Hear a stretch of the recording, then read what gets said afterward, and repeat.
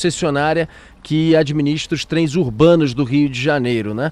Antônio Carlos Sanches é um serviço que, apesar de uma redução significativa, restrição, ainda opera para serviços essenciais, né? Pessoas que não podem parar suas vidas. Presidente, obrigado por nos atender. Como é que está o funcionamento da Supervia? Quantos % de operação? Qual foi a diminuição também do volume de passageiros? Faz para a gente uma análise aí geral do momento da situação que vocês estão passando e também da operação da concessionária. Bom dia. Bom dia, Schneider, Andreasa e Agatha, bom dia a todos. Realmente essa situação é uma situação bastante crítica, mas a Supervia vem atuando e desenvolvendo todo um trabalho para apoiar as determinações do governo no sentido de restringir a circulação, né, para que o pessoal possa ficar em casa, mas que ao mesmo tempo o pessoal dos serviços essenciais possa ter transporte e possa chegar aos hospitais, a questão de segurança, bombeiros, enfim, tudo aquilo que o governo já divulgou. Nós estamos tendo uma queda bastante forte, tivemos uma queda de em torno de 75% na nossa demanda, né? Isso traz um número aí de aproximadamente 450 mil passageiros, porque nós transportamos 600 mil passageiros dia. Então tivemos uma queda de 450 mil passageiros dia. Essa queda acumulada desde segunda-feira, dia 16, ela está aí em 2 milhões e 600 mil passageiros. É uma queda bastante grande, mas continuamos operando em todos os ramais, com algumas estações fechadas, sim, por determinação do governo, e mais aquela questão que estamos fazendo, a Polícia Militar está fazendo em 15 estações o controle de acesso, para que venha para o Rio de Janeiro apenas o pessoal essencial aos serviços indicados. E a preocupação de vocês com relação aos cuidados do próprio coronavírus, como é que tem sido nas estações, em termos de disponibilidade de álcool em gel, higienização das composições, o que a Supervia tem feito para ajudar no combate à propagação do vírus? Nós temos já diariamente uma limpeza normal de todos os trens, mas adicionalmente nós contratamos equipe específica para fazer a higienização com álcool gel dos trens. Então isso é feito nos bagageiros, nos bancos, no pega-mão, enfim, todo o trem, e isso é feito em todas as composições que chegam e saem da Central do Brasil, também em Saracuruna. Então isso é feito a todo momento. Essas equipes trabalham durante todo o período de atuação da Supervia, com álcool gel, álcool 70. Isso também é feito nas catracas e validadores, nas estações todas. A nossa equipe mantém uma limpeza permanente, para que a gente possa contribuir aí com essa redução da questão da circulação do vírus. Então isso é constante, estamos fazendo essa aplicação. O pessoal pode observar o nosso pessoal uniformizado, utilizando luvas e fazendo essa atuação em estações e em todas as composições. Tá. Com relação à operação da Supervia, há algum risco de colapso, presidente? Como é que está a situação financeira nesse momento? Os senhores estão conversando com relação, por exemplo, à tomada de algum empréstimo ou de algum apoio do governo do estado, né? A Supervia, ela pertencia ao Odebrecht e passou a um grupo japonês, a Mitsui, que recentemente entrou no negócio. E aí, passando a bola para o Andreasa, que eu acho que ele vai complementar a pergunta, saber como que sustenta. Afinal, por mais que a gente tenha esse momento agora de uma redução de 75% de passageiros, quando passar esse momento, e algum momento vai passar, a gente precisa da empresa operando e bem, porque é fundamental. Como o senhor disse, são 600 mil passageiros dia, né? Diga, Andreasa.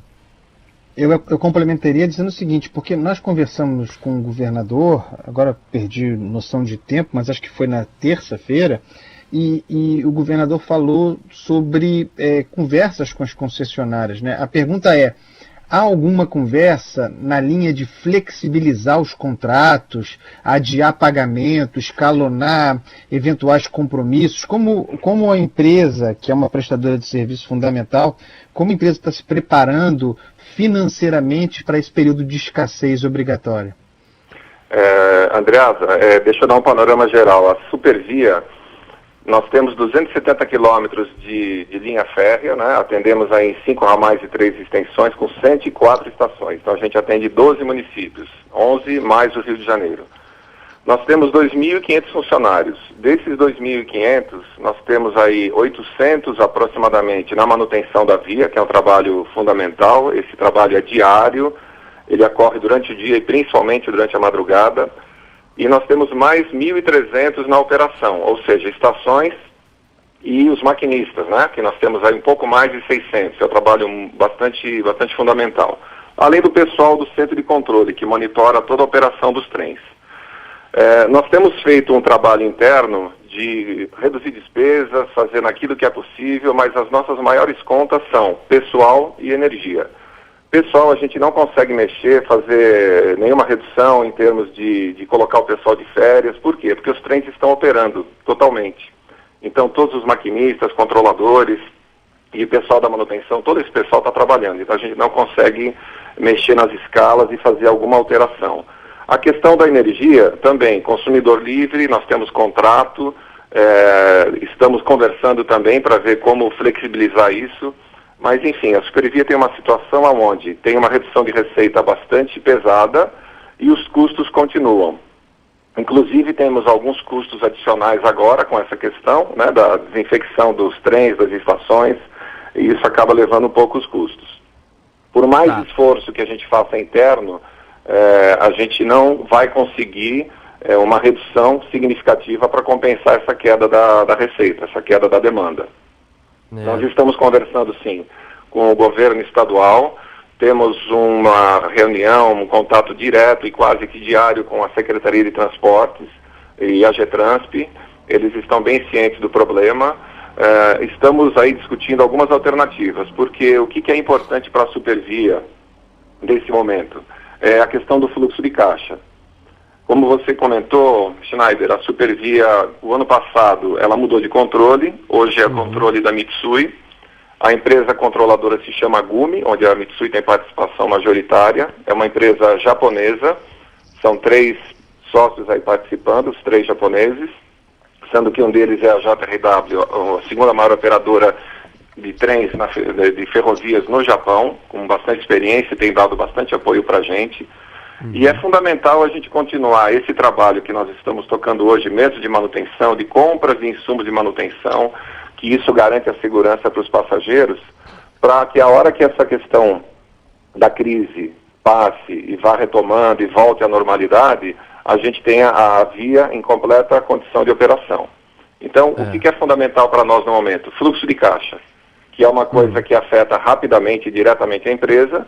A gente está numa situação de recuperação em termos de gestão financeira, em termos gerais na empresa, e essa crise agora vem atrapalhar bastante.